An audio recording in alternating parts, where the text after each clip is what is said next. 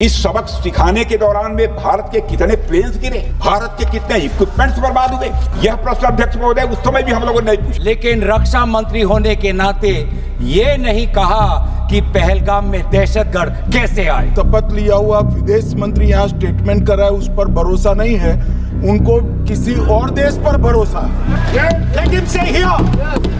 Donald Trump you're a liar। आतंकवादियों के आका रो रहे हैं और उनको रोते देखकर यहाँ भी कुछ लोग रो रहे हैं। आपका जमीर जिंदा क्यों नहीं है? किस सूरत से आप पाकिस्तान से क्रिकेट मैच खेलेंगे?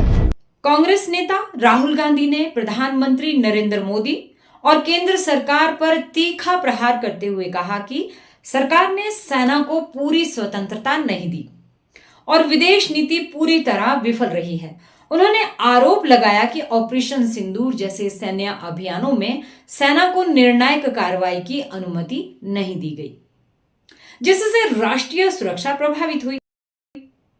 राहुल गांधी ने सरकार पर आरोप लगाया कि वह सेना का इस्तेमाल अपनी राजनीतिक छवि चमकाने के लिए कर रही है।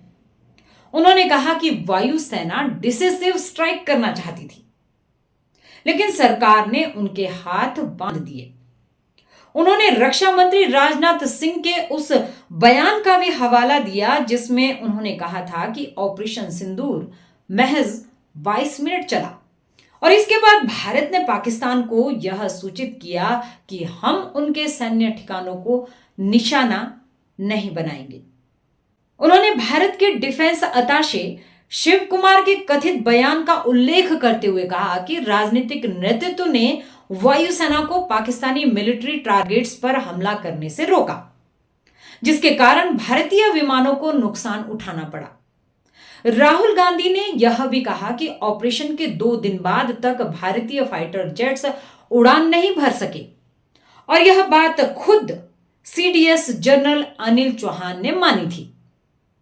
राहुल ने संसद में अपने पुराने बयानों का जिक्र करते हुए कहा कि जिन बातों के लिए उन्हें पहले ट्रोल किया गया, उन्होंने सवाल उठाया कि क्या प्रधानमंत्री मोदी में हिम्मत है कि वे अमेरिका के राष्ट्रपति डोनाल्ड ट्रंप से यह कह सके कि भारत पाक युद्ध रोकने का उनका दावा झूठ है।